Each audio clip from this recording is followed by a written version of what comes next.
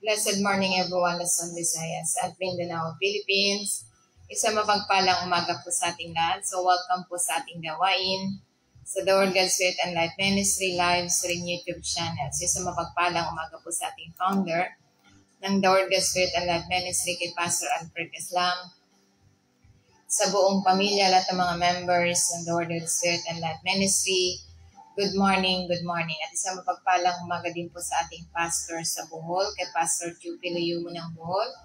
Good morning sa Pastor. At ganun din sa Claveria Anii, kay Pastor Gio Aslam. At sa kanyang assistant, kay Pastora Perla Catarata. So good morning po sa ating lahat. So welcome po sa ating gawain sa The Word, God's Spirit and Life Ministry live stream YouTube channel. At isang mapagpalang umaga din po sa ating pastor sa Cebu, kay Pastor sa Ipinote, at sa Claveria Anii, kay Pastor Joe Kaslamat sa kanyang assistant, kay Pastor Perla Catarata, at ganun din sa Claveria Maki, kay Pastor Bernice Sinadunya, lalo na sa San Isidro Homes, The Word, God's Spirit and Life Ministry, San Isidro Homes, Cabuyao. So good morning po sa ating lahat. So welcome po sa ating gawain sa The Word, God's Spirit and Life Ministry live stream YouTube channel and Facebook channel. So isang mapagpalang umaga po. So tayo po ay manalangin upang maihanda natin ang ating sarili sa magandang balita. Yes, good morning, Father God in heaven. Good morning, Lord Jesus. Good morning, Holy Spirit. We come to you in these beautiful days with abundant thanksgiving and praise in the name of Jesus Christ, with the power of the Holy Spirit. Father, thank you for the great new day with your unconditional love, joy, peace, unity, loving kindness, mercy, miraculous ways in our life, Father. Thank you, Father God, for giving us strength, courage, understanding, wisdom, knowledge, and Holy Spirit. You're the best teacher. We acknowledge and allow you to use my mouth to speak your words to every one of us. Salamat, Holy Spirit, sa mensahe na kailangan na yung mga anak ng sino mang makatuni na may buhay at kapangyarihan.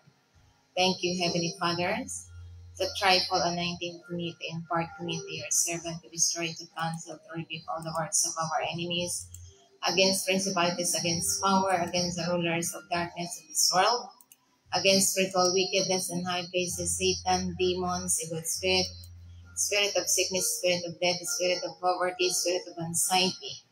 I will destroy you in the name of Jesus Christ of Nazareth. Ginagapos kayo mga espiritu ng gawa ng kaaway, mga espiritu ng destruction, mga espiritu ng unbelief, mga espiritu ng kulto, mambabara, mga gaway sa pangalan ng Panginoon Kristo ng Nazareth. Lumayas kayo sa mga tao ng Diyos right now. Thank you, Father God. Thank you, Lord Jesus. Thank you, Holy Spirit. All the glory and honor belongs to you. In Jesus' name we pray. Amen. Praise the Lord. Purihin ang Panginoon. So good morning po sa atin lahat. Sa mapagpalang umaga po sa ating lahat. So tayo po ay, ano nga ba yung pagninilay-nilayan natin sa oras na ito?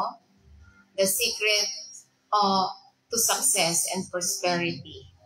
So ito yung ating pagninilay-nilayan na magandang balita na sinasabi sa banal na kasulatan, na ito yung sa mga kapangyarihang nagdidiin sa kahalagahan ng paggulay-gulay sa salita ng Diyos at masikap na sundin.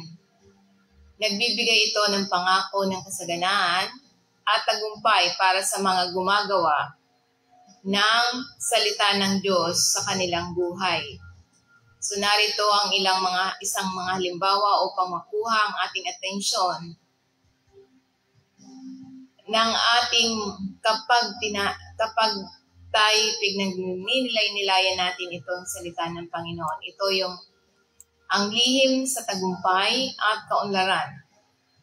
So kaya nga, ito'y malagang mensahe na ang susi sa tagumpay at kasaganaan, ang mga tao ay madalas na binobomba ng mga payo mula sa mga sarili nila o kaya sa pamamagitan ng libro, sa mga motivation speaker, sa lahat ng nag-aangking may hawak ng sekreto. Ngunit paano kung ang tunay na formula para sa pangmatagalang tagumpay ay magagamit na sa lahat ng panahon na nakatago sa simpleng paningin sa mga pahina o sa isang aklat. Kaya nga inihayag nito ang walang hanggang katotohanan ito na nag-aalok ng landas hindi lamang tungo sa makamundong tagumpay, kundi isang buhay na espiritual na kasaganaan at katuparan. So kaya nga ito yung mga tunay na tagumpay at pangmatagalang kaunlaran na nagmumula lamang sa paglakad ng malapit sa Diyos. So una, ito yung obedience to God's Word. Ang pagsunod sa salita ng Diyos ay pundasyon ng tagumpay sa mata ng Diyos. Kaya nga sinasabi niya sa Isaiah 1 verse 19, kung handa kayo at masunurin, kakainin ninyo ang kabutihan ng lupain. So kaya nga ito'y sumasalamin sa pangako ng Diyos na pagpapala para sa mga taong piniling sumunod sa Kanya ng may kusa at masunuring puso.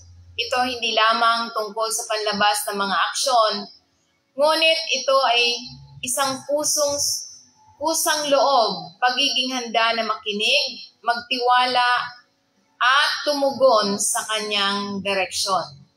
So kaya nga ito yung sinasabi, obedience brings access to God's promises. Kapag iginagalang natin ang Kanyang salita, pinaparangalan ng Diyos ang ating buhay. Kaya nga tulad na lamang sa halimbawa ni Abraham. Abraham obeyed God's even when it was difficult and became the father of the nation. So kaya nga yan yung mahalagang mensahe na tinuturo sa bawat isa sa atin. Pangalawa, ano yung secret ng tagumpay at pagpapala? Ito yung meditating on God's Word. Sinasabi dito, ang pagbulay-bulay sa salita ng Diyos, ito ang tunay na tagumpay. Ang tunay na tagumpay ay dumadaloy mula sa pagninilay-nilay sa salita ng Diyos araw at gabi. So kaya ito yung tunay na tagumpay na sinasabi sa banal na kasulatan. Sinasabi sa Joshua chapter 1 verse 8, keep this book of the law always on your lips. Meditate on it day and night so that you may be careful to do everything written in it. Then you will be prosperous and successful. So ito lang pala ang dapat nating gawin. Kailangan nating lagi tayo nagninilay-nilay ng magandang balita. Sabi dito, keep this book of the law always on your lips. So ibig sabihin, sa lahat ng aspeto ng ating buhay, ang pag-uusapan natin ay salita ng Diyos. Panatilihin ang aklat ng batas na ito ay laging nasa ating mga bibig. Nagsisimula sa isang utos sa panatilihing palagi ang salita ng Diyos sa ating pananalita. Ito ay hindi lamang tungkol sa pagbigkas ng banal na kasulatan, kundi tungkol sa pagpayag sa salita ng Diyos na hubugin ang ating mga iniisip, salita at kilos. Kapag ang salita ng Diyos ay nasa ating mga labi, ito ay nakaka-impluwensya sa ating buong buhay. Kaya nga ang mga utos ng Diyos ay ibinibigay, sabi ng Panginoon, ibinibigay ko sa inyo ngayon, ay mananatili sa iyong puso, itanim mo sa iyong mga anak. Pag-usapan ang mga ito kapag ikaw ay nakaupo sa bahay at kapag ikaw ay naglalakad sa daan, kapag ikaw ay nakahiga at kapag ikaw ay bumabangon. So ibig sabihin sa lahat ng aspeto ng buhay natin, salita ng Diyos ang lagi natin pag-uusapan. Pagnilayan ito araw at gabi, sabi ng Panginoon. Pagnilay-nilay sa salita ng Panginoon, ng Diyos ay higit na simpleng pagbabasa. Ito'y nagsasangkot ng malalim na pagmuni-muni, intentional at application, araw at gabi. Tayo'y tinawag na Hayaan ang kanyang salita na manahan sa ating ng sagana, gaya ng sinasabi, hayaan ang salita ng Panginoon manahan sa inyo ng sagana, na nagtuturo ng at pagpapala sa isa't isa sa buong karunungan.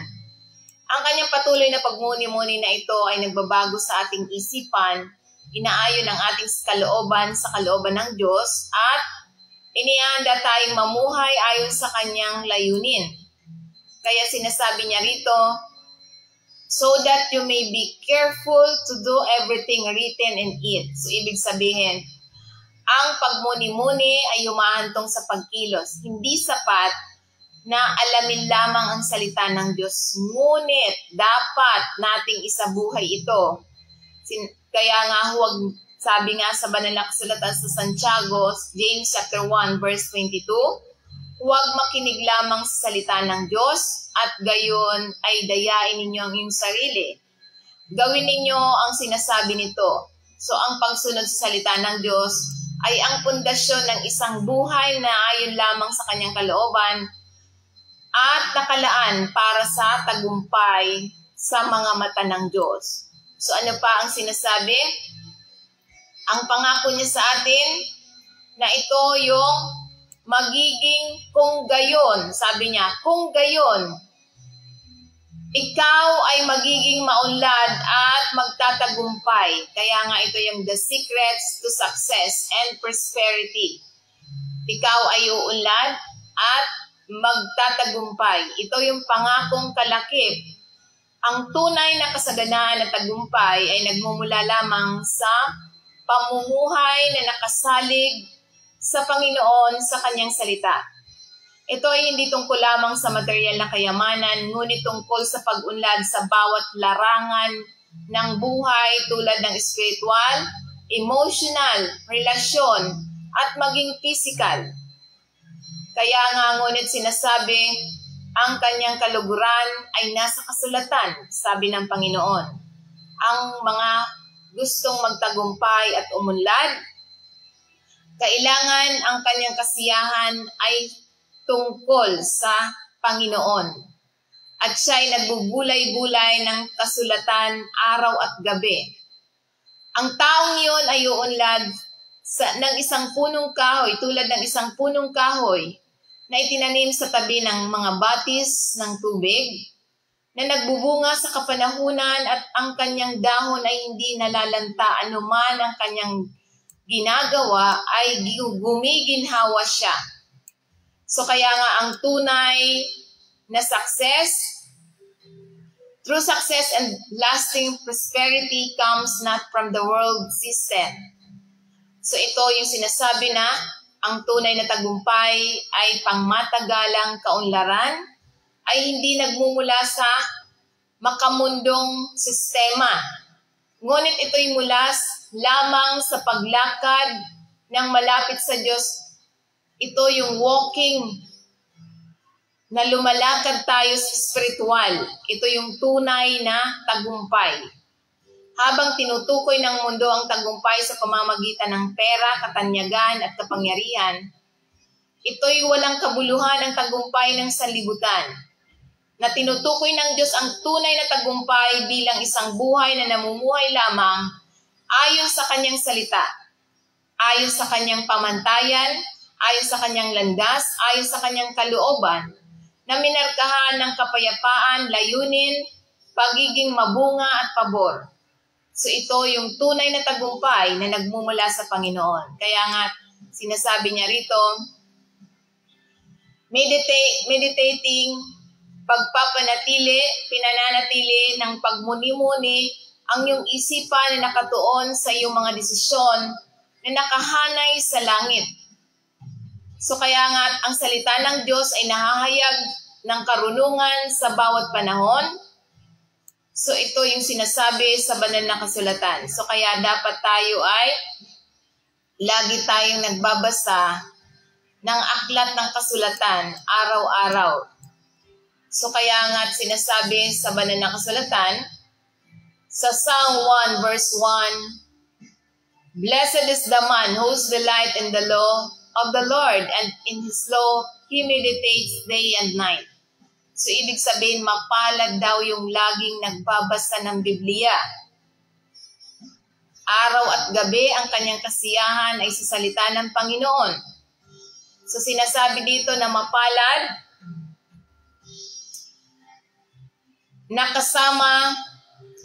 mapalad na hindi lumalakad kasama ng masama o tumayo sa daan ng tinatahak ng mga makasalanan o nauupo sa piling ng mga manunuya.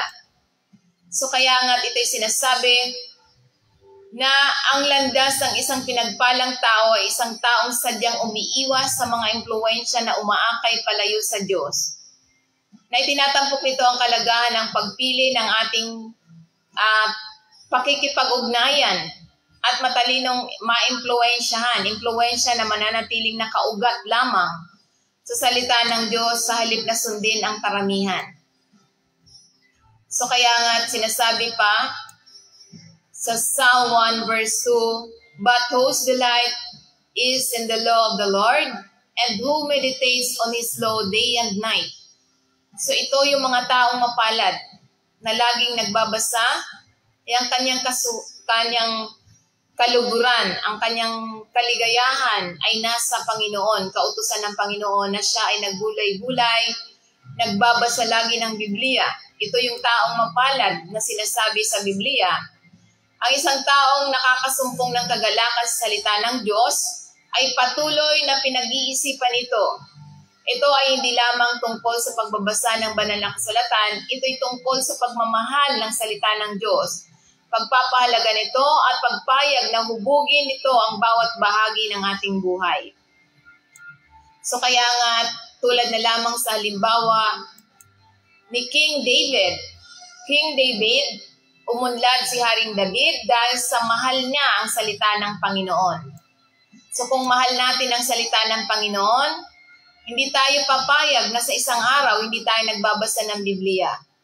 Kung mahal natin ang Panginoon, hindi tayo papayag na matutulog tayo na hindi tayo nagbabasa ng Biblia. So araw-araw dapat nagbabasa tayo ng Biblia dahil ito yung tunay na pagmamahal natin sa Diyos. Tulad ni David, ang buhay ni David ay isang makapangyarihang halimbawa ng isang taong umunlad sa espiritual at maging sa pamumuno dahil minahal, pinarangalan at umasa lamang siya sa salita ng Panginoon. Kaya nga sinasabi niya sa Psalm 119 verse 97, "Oh, how I love your law. I meditate on it all day long," sabi ni David. Na ito'y sumasalamin sa kanyang puso para sa Diyos, na inilalarawan nito ang taong pinagpala bilang nalulugod sa batas ng Diyos. So ito yung mga taong pinagpala kapag tayo ay nalulugod, binibigyan natin siya ng time. Ang nalulugod sa Diyos, binibigyan ng time ang salita ng Panginoon. So hindi yan papayag na hindi siya magbabasa ng Biblia araw-araw. So kaya nga mahalaga na sinasabi na ito'y sumasalamin sa kanyang puso para sa Diyos, na inilalarawan niya na ang taong pinagpala bilang isa sa nalulugod sa batas ng Panginoon at nagbubulay-bulay dito araw at gabi gaya ng sinasabi sa Biblia. Ang matinding pag-ibig na iyon sa salita ng Diyos ay nagbibigay kay David ng karunungan, lakas at patnubay sa buong buhay niya. So ang salita ng Diyos ay magbibigay ng lakas, karunungan, patnubay, tagumpay, biyaya, pagpapala. Kaya dapat lagi tayo nagbabasa ng Biblia. Dahil kung yung mga inaaniban nyo na mga reliyon, organization, hindi nagbabasa ng Biblia, wala yan sa kasulatan. So kailangan magbabasa tayo ng Biblia para mabago yung ating pananaw. Para hindi tayo manatiling nakatuon sa mga ribulto. Dahil bawal sa Biblia magsamba sa ribulto. Bawal sa salita ng Panginoon, pinagbabawal yan. Kaya kahit na siya ay natitisod, ang kanyang puso ay magiliw sa salita ng Diyos, si David. So kaya nga't mahalaga ang salita ng Diyos na lagi nating pagbubulay-bulayan. So ano pa ang secret to success and prosperity? So yan yung salita ng Panginoon na dapat nating laging nasa bibig natin. So ano pa? Seeking God first. So, ibig sabihin, ang paglalagay sa Diyos sa itaas sa pamamagitan kung ito man ay trabaho, negosyo, anuman yung career na tinatahak mo, dapat priority natin ang Panginoon.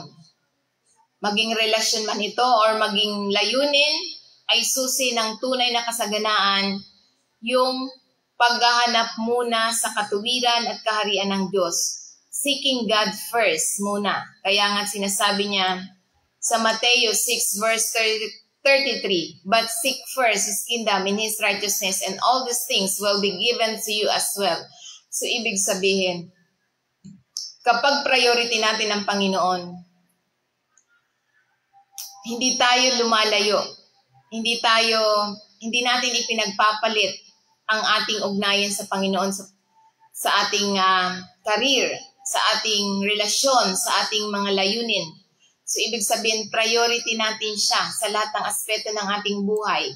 Na ito nagpapaalala sa atin na dapat unahin natin ang Diyos higit sa ating mga alalahanin, pangangailangan or ambisyon.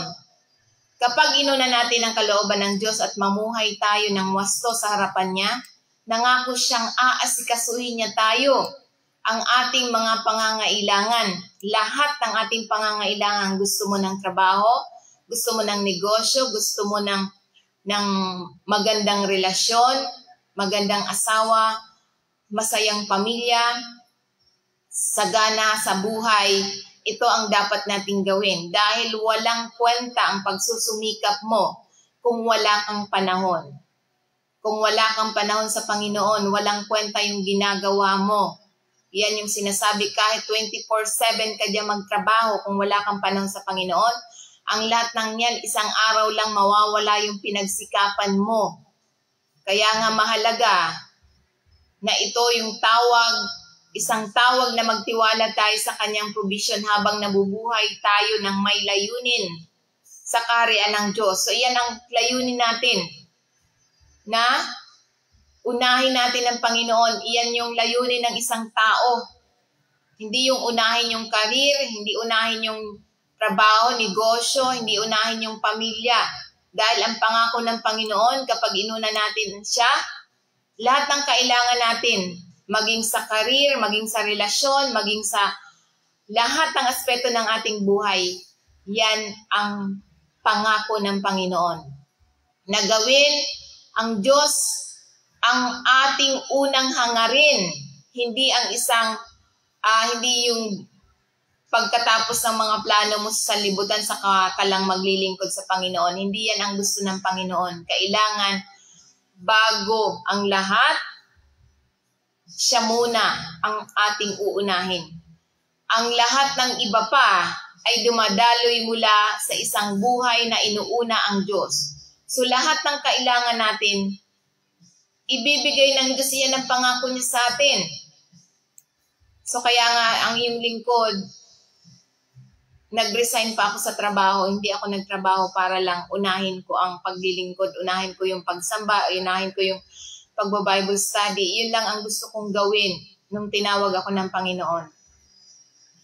Gusto ko lang na laging nasa church, laging mag-Bible study, laging makinig ng mga praise and worship.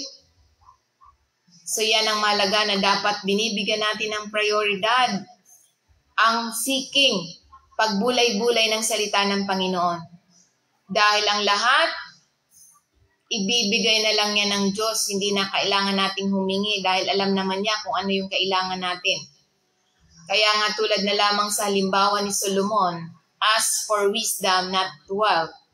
And God gave him both. So ibig sabihin, binigay ng Diyos parehong kayamanan at karunungan dahil sa inuna ni Solomon ang paglilingkod sa Panginoon. Kaya nga mababasa natin sa 1 King chapter 3 verse 9, so give your servant a discerning heart to govern your people and to distinguish between right and wrong. So ito yung kahilingan ni Solomon. Ngunit si Solomon hindi siya humingi ng mahabang buhay, kayamanan o tagumpay laban sa kanyang mga kaaway. Sa halip humingi siya ng karunungan upang mapumunuan ng maayos at masiyahan ang Diyos sa kanyang kahilingan. Bilang resulta, hindi lamang siya binigyan ng Diyos ng karunungan, kundi ng karangalan, kayamanan at kapayapaan. So ito ang binigay sa atin kapag inuuna natin ang Panginoon. Bibigyan niya tayo ng karunungan, karangalan, kayamanan at kapayapaan. Dahil kung ikaw nga ay mayaman sa iyong ginagawa at wala ka namang kapayapaan, ibig sabihin hindi yan galing sa Diyos. Dahil wala kang panahon sa Panginoon. Kapag inuna natin ang Panginoon, hindi lamang yung mga kayamanan na binigay ng Panginoon, mananatili yan. At mayroon kang kapayapaan. Yung mga kayamanan na hindi galing sa Diyos, punong-puno yan ng kaguluhan, punong-puno ng pagkabalisa, pag-alala. Bakit? Nag-aalala sila kapag sila hindi nakainom ng gamot. Baka sila'y mapaano. Yan yung mga inalala ng may mga mayaman na walang panahon sa Panginoon. Lagi yan nag-aalala pag hindi nakabili ng gamot, nakainom ng gamot, nababalisa yung mga yan. So, ibig sabihin, walang kapayapaan dahil sa yung kayamanan na acquire nila ay dahil wala silang Diyos. So, ito yung kayamanan. Kapag tayo may panahon sa Panginoon, binibigyan tayo ng karunungan at karangalan, kayamanan at kapayapaan. So kaya nga mahalaga na ipinapakita nito kapag dinais natin na makadiyos na katangian at layunin kaysa pansariling pakinabang, higit na kayang pagpalain tayo ng Diyos ng sagana. So kaya nga ito'y nagpapaalala sa atin, magandang paalala na dapat hanapin muna siya. Hanapin muna ang mga prioridad ng Diyos at susunod ang mga pagpapala darating lamang sa ating tahanan. Amen? Praise the Lord. So ano pa ang tinuturo? The secret to success and prosperity. Ito yung sipag at integridad. Ang tagumpay ay hindi lamang espiritual. Ito ay dumarating din sa pamamagitan ng pagsusumikap at pamumuhay ng may integridad.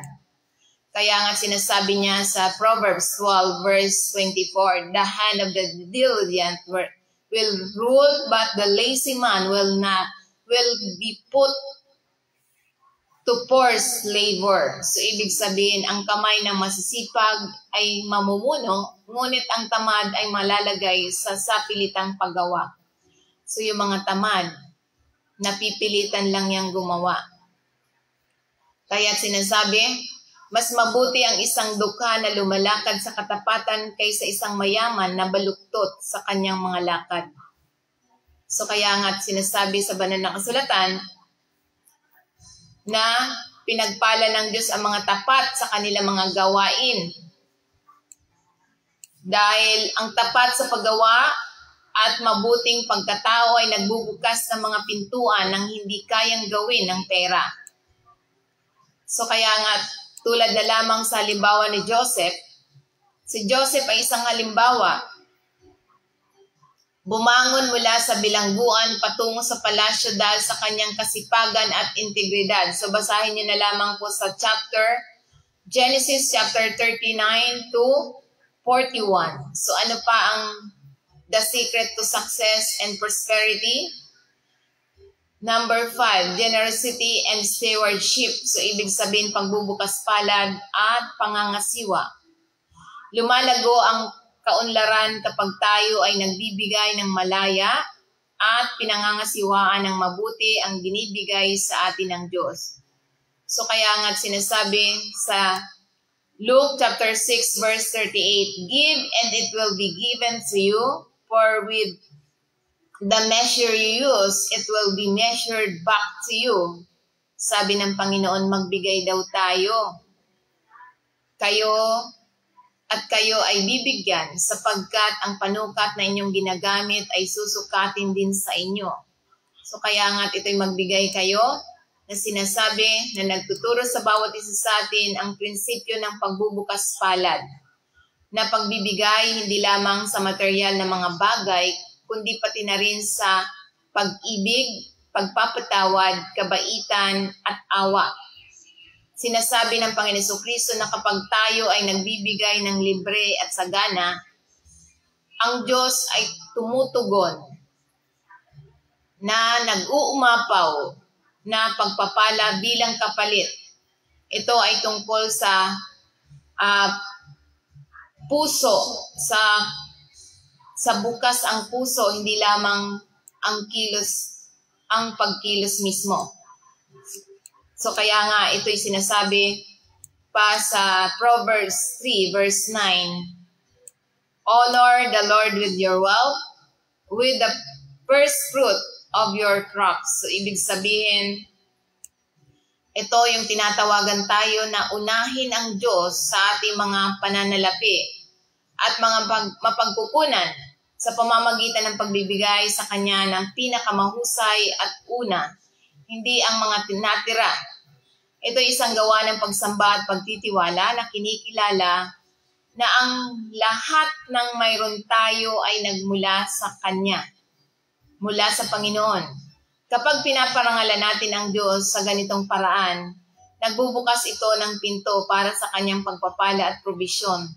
So kaya nga sinasabi na ito yung pagbibigay. Ang pagbibigay ay nagpapaanyaya sa pagpapala ng Diyos. So kapag tayo nagbibigay, inaanyayahan natin, depende sa binibigyan natin.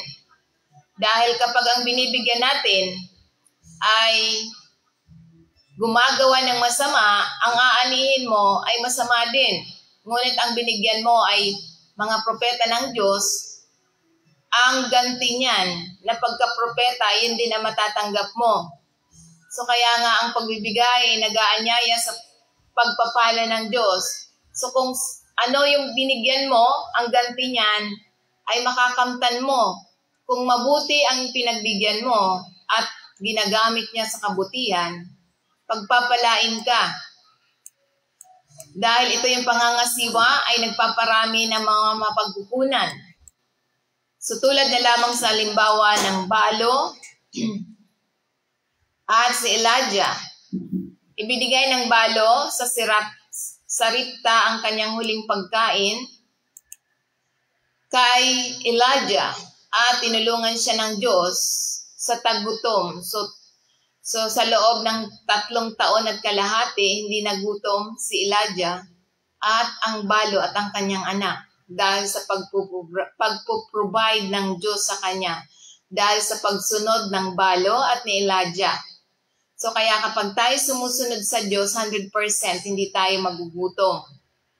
Hindi tayo mawawalan. So ano pa? The secret to success and prosperity? Trust in God, not riches. So ibig sabihin, magtiwala lamang tayo sa Diyos at hindi sa kayamanan. Ang pera ay isang kasangkapan, hindi ang layunin.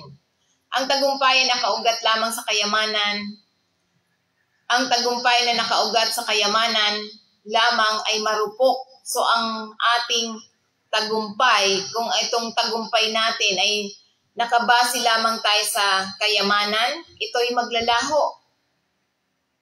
Dahil sinasabi sa Biblia, ang salita ng Diyos, ang pagpapala ng Diyos ay nagpapayaman sa tao at hindi niya dinaragdag ang kalungkutan. So ibig sabihin, hindi ka malalagasan.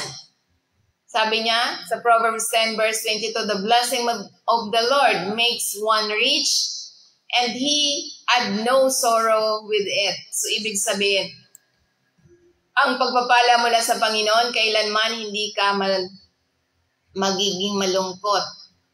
Na ito yung sinasabi na ang tunay na kasaganan ay nagmumula sa Diyos, hindi lamang sa pagsusumikap ng mag-isa.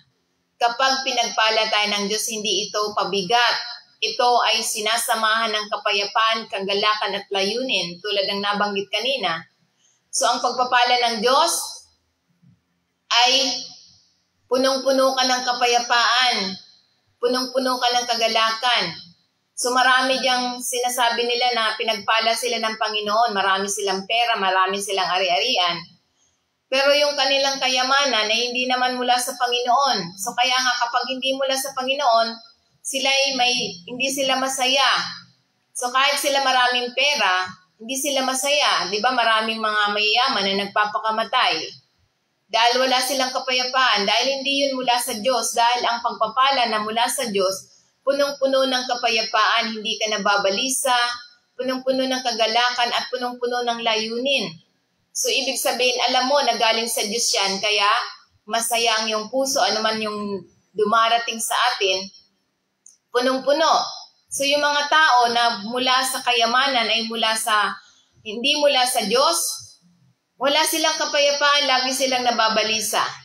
Ay, sasabihin nila na natatakot sila, baka sila ay hold upin, baka sila ay nakawan. So yung mga taong, yan yung mga walang kapayapaan. Mayaman sila pero ang kayamanan nila ay hindi mula sa Diyos. Dahil ang pangako ng Diyos, kapag galing sa Kanya ang pagpapala, ito'y punong-puno ng kagalakan, punong-puno ng layunin, punong-puno ng kasayahan, punong-puno ng wala kang pagkabalisa.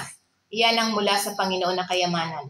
Kaya nga sinasabi niya sa 1 Timothy chapter 6 verse 17, utusin mo ang mga mayayaman na huwag maging mayabang, ni maglaglagak ng kanilang pag-asa sa kayamanan na napakawalang katiyakan. So, ang kayamanan ng mga mayayaman na walang panahon sa Diyos, ito ay walang katiyakan.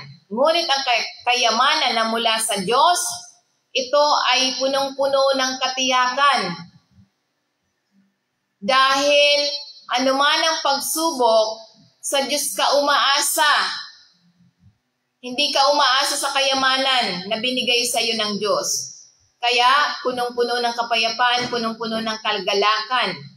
So, ito ay pinag-uutos ang mga mayayaman sa kasalukuyan ng mundo na huwag maging mayabang ni maglagak ng kanilang pag-asa sa kayamanan na nagpapakawala ng katiyakan, kundi ilagak ang kanilang pag-asa sa Diyos nang saganang nagbibigay sa atin ng lahat ng bagay para sa ating kasiyahan. So kaya yun, ang tunay na kayamanan, yung nagmumula sa Diyos sa punong-puno ka ng katiyakan, punong-puno ka ng pag-asa, punong-puno ka ng kaligayahan, punong-puno ka ng kapayapaan. So kaya nga, ito yung sinasabi na nagpapaalala sa atin na ang kayamanan ay pansamantala at walang katiyakan. Ang kayamanan sa sanlibutan na nakikita ay ito'y pansamantala. Ngunit ang tapat na Diyos mapagbigay, sabi niya rito, ngunit ang Diyos ay tapat at mapagbigay, pinapasigla nito ang mga taong mapagpakumbaba. Ang kayamanan niya, ang kayamanan ng mga taong ito ay yung umaasa siya sa Panginoon. Nagpapakumbaba, nagtitiwala, at hindi sa material na mga bagay, kundi sa isa na naglalaan siya ng oras para sa Panginoon.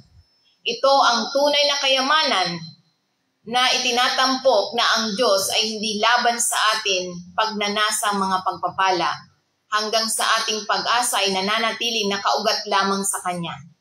So ang ating pag-asa ay nakaugat lamang sa Diyos at hindi nakaugat sa mga pansamantalang kayamanan. So kaya nga, ano yung dapat nating gawin? Magtiwala sa Diyos bilang ating pinagmulan. So ibig sabihin, hayaan, ituro ng tagumpay ang tagapagbigay, hindi lamang ang regalo. So ibig sabihin, tumutok tayo sa Diyos at huwag tayong tumutok sa ibinigay ng Diyos. Dahil ang mga kayamanan dito sa sanlibutan, ang Diyos ang nagbigay. Ibinigay lamang niya ng Diyos. So bakit diyan ka nakatali or diyan ka nagtitiwala? Di ba yung iba, sasabihin nila, hindi ako nakapagsimba kasi walang magbabantay sa aking tindahan. Hindi ako nakapagsimba kasi may trabaho ako. Hindi ako naka-attend ng prayer meeting kasi may inasikaso akong negosyo. So ang kanilang source ay yung mga sa sanlibutan. So kaya nga sinasabi dito, ang tunay na tagumpay ay dapat ang source natin ay ang Panginoon at hindi tayo nagtitiwala sa binigay lamang. Binigay lamang ng Diyos sa atin. So kaya nga bilang mga mananampalataya, ito yung dapat nating ginagawa.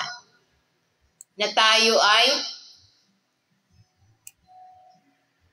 ang tunay na tagumpay natin, yung pananampalataya natin sa Panginoon. At pagtitiwala, pagsamba. So ano pa ang tinuturo sa atin? The secret to success and prosperity, ito yung pagtitiyak, perseverance through trials.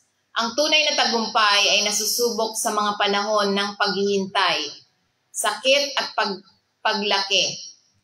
So ibig sabihin, tested through seasons of waiting, pain, and growth. So ibig sabihin, sinasabi sa Galatians 6 verse 9, let us not grow weary while doing good, for in due season, so sabi dito na huwag tayong mapapagod habang gumagawa tayo ng mabuti. Sapagkat sa takdang panahon, tayo ay mag-aani kung hindi tayo manghihina o mapapagod. So kaya nga't ito'y sinasabi sa banal na kasulatan na bilang mga mananampalataya, manatiling tapat at magtiyaga sa paggawa ng mabuti, kahit na mahirap o nakakapaghina ng loob. Ito ay isang paalala na ang pag-aani ang mga resulta ng ating mga pagsisikap, maging sa mga relasyon, ministeryo o personal na pag-unlad, ay darating sa perpektong panahon ng Diyos hanggat hindi tayo susuko. Hanggat hindi tayo sumusuko, patuloy tayong manampalataya sa Panginoon. Sapagkat kapag hindi tayo susuko, tayo mag-aani. Di ba ang pag-aani? Di ba ang pagtatanim ng mabuti? Hindi agad minsan dumarating ang pag-aani. Parang tulad rin yan ng pagtatanim ng palay. May panahon ng pag-aani. After 3 months, aani ka. So ganun din ang paggawa ng mabuti. Minsan hindi agad dumarating ang pagtatanim mo, ang bunga, ang resulta, tulad rin ng paggasik, ang salita ng Panginoon. So, may panahon ng pag-aani. Kaya sinasabi niya sa James chapter 1 verse 2, consider it pure, my brothers and sisters, whenever you face trial of many kinds. So ito yung sinasabi na hinahamon tayo bilang mga mananampalataya na magkaroon ng masayang pananaw sa gitna ng mga hamon sa buhay, hamon ng buhay. Bagamat maaaring maging mahirap ang mga pagsubok, hinihikayat tayo bilang mga mananampalataya na tingnan ang mga ito bilang mga pagkakataon para sa paglago at pagpapalakas ng pananampalataya. Ang pagsubok sa ating pananampalataya ay nagbubunga ng tiyaga na humahantong sa espiritual na kapanahunan. Kaya sinasabi niya sa James chapter 1 verse 3, because you know that the testing of your faith produces perseverance. So ibig sabihin, kapag tayo nagtsatsaga, ito'y magbubunga. Yung nagbubunga ng pagtsatsaga na sinasabi na ang pagsubok na ating kinakaharap ay hindi walang kabuluhan. May layunin ng mga ito, sinusubok at dinadalisay tayo sa ating mga pananampalataya na humahantong sa pagtsatsaga. Habang tayo nagtitiis, nagiging mas matatag ang ating pagtitiwala sa Panginoon. So kaya nga ito'y hinuhubog ng Diyos ang mga sinasabi yung champion in the fire. So, ibig sabihin, kaya nga't mahalaga na tayo'y sumasampalataya dahil ito yung tunay na the secret to success and prosperity. Ang iyong pagsubok ngayon ay maaaring ihanda ka sa iyong tagumpay bukas sa hinaharap. So kaya nga't mahalagang mensahe tulad na lamang sa halimbawa ni Job. Si Job, nawala ni Job ang lahat. Nawala kay Job ang lahat. Ngunit kumapit siya sa Diyos, kaya siya ay ibinalik ng doble ng Diyos ang mga pagpapala sa kanya. Kaya nga sinasabi niya sa Job chapter 42 verse 10, pagkatapos na manalangin ni Job para sa kanyang mga kaibigan, ibinalik ng Panginoon ang kanyang kayamanan at binigyan siya ng doble kaysa dati. So kaya nga ito yung sinasabi na nagpapakita ng pagpapanumbalik at pagpapalang natatanggap ni Job pagkatapos niyang manalangin para sa mga nananakit sa kanya. Sa kabila ng matinding pagdurusa na kanyang tiniis, ang kahandaan ni Job na magpatawad at mamamagitan para sa iba ay nagbukas ng pinto para sa pagpapala at pagpapanumbalik ng Diyos sa kanyang sariling buhay. So kaya nga ito nagpapaalala sa bawat isa sa atin na ito'y makapangyarihan na kahit ang ating mga pagsubok, ang pagpapatawad at panalangin para sa iba ay maring humantong ng tagumpay at pagpapala. So kaya nga ito'y mahalagang mensahe na tinuturo sa bawat isa sa atin. So ano pa sinasabi sa banal na kasulatan? Na tanungin mo ang iyong sarili kung paano mo mapapalalim ang iyong pakikipag-ugnayan sa salita ng Panginoon. Anong mga hakbang ang maaari mong gawin upang matiyak na ito ay palaging nasa iyong mga labi ang salita ng Diyos. Sa iyong mga labi, sa iyong mga puso, sa iyong puso, at gumagabay sa iyong mga aksyon. Tandaan na ang tunay na sekreto sa tagumpay ay hindi matatagpuan sa makamundong karunungan, kayamanan, o anumang larangan o anumang estado ng iyong buhay. Ngunit ang tunay na tagumpay at pagpapala ay matatagpuan lamang natin sa walang hanggang katotohanan ng salita ng Diyos na pagninilayan ito, ipamuhay ito, at maranasan natin ang sekreto ng tunay na kasaganaan na tagumpay na tanging Diyos lamang ang makapagbibigay. Amen. Praise the Lord. So yan ang magandang balita na ipinahayag sa bawat isa. So gusto ba nating maranasan ang tunay na kasaganaan at tagumpay na tanging Diyos lamang ang makapagbibigay? So ito lamang ang tanging paraan na tayo magpasakop sa pamamahala ng Panginoong Jesucristo. Siya ang ating buhay, siya ang ating Panginoon. Sa pamamagitan ng panalangin ito, repeat after me. Sundan po natin ang panalangin ito.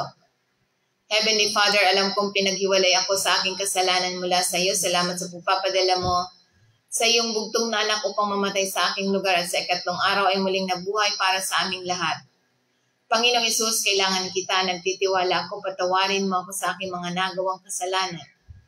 Sa isip, salita at sa gawa, salamat sa pagpapatawad mo sa aking mga kasalanan. Binubuksan ko ang pintuan ng aking buhay at inaanyahan kita sa aking buhay bilang aking Panginoon at tagapagligtas. Salamat sa pagtanggap mo sa akin sa iwalang hanggang pamilya. Salamat ikaw po mag-ari sa trono ng aking buhay at isulat mo ang aking pangalan sa aklat ng buhay at mamuhay ako ayon sa iyong kalooban. Ito ang aking dalangin sa pangalan ni Jesus. Amen. Praise the Lord. Parihin ang Panginoon. So tayo po manalangin sa Panginoon. So i-open po natin ang ating puso't isipan. Tayo manalangin sa Panginoon. Yes, Father God, in the name of Jesus Christ, with the power of the Holy Spirit, salamat Ama. Nagpapasalamat kami sa iyong na ang tagumpay at kaunlaran ay nagmumula lamang sa iyo at hindi mula sa mundo. Salamat Ama na tinuturuan mo kaming lumakad ng masunurin, magbulay-bulay sa iyong mga salita at harapin ka muna sa lahat ng aming ginagawa. Salamat Ama na pinupuno mo ang aming mga kaisipan, karunungan at integridad upang kami ay makapagbigay ng kalwalhatian sa iyong pangalan. Salamat Ama na tinutulungan mo kami maging bukas palad, tapat at magtiyaga na akayin ang mga gawain ito sa lahat ng mga pagsubok. Salamat Ama na ang aming buhay ay sumasalamin sa iyong pabor. at ang aming tagumpay ay magiging patotoo sa iyong biyaya. Thank you, Father God. Salamat, Ama, ng iyong mga pagpapala ay punong-puno ng kasaganan na walang pagkukulang sa pamamagitan ng iyong pag-ibig na ipinagkaloob mo sa iyong mga anak, lalong-lalo na yung mga connected sa The Word, God, Spirit, and Life Ministry. Salamat, Ama, sa iyong pag-ibig na walang pagkukulang sa mga pagpapalang spiritual, physical na pagpapala, at emotional na pagpapala na wala na sapat na silid na kalalagyan ng mga pagpapalang ibinuso sa bawat isa sa amin. Thank you, Father God, sa divine protection na ginagabayan mo ang bawat isa. Salamat, Ama, na magtrabaho, magnegosyo, mag-travel ang iyong mga anak. Salamat, Ama, sa safe and sound na lagi mong iniingatan ang bawat isa. Salamat, Ama. You're the best shepherd. You're the great physician. You're the best provider. Thank you, Father God. Thank you, Lord Jesus. Thank you, Holy Spirit. All the glory and the honor belongs to you. In Jesus' name we pray. Amen. Praise the Lord. Purihin ng Panginoon. Good morning and God bless po sa ating lahat. Bye for now hanggang sa muli po nating gawain. God bless at ingat po tayong lahat. Bye.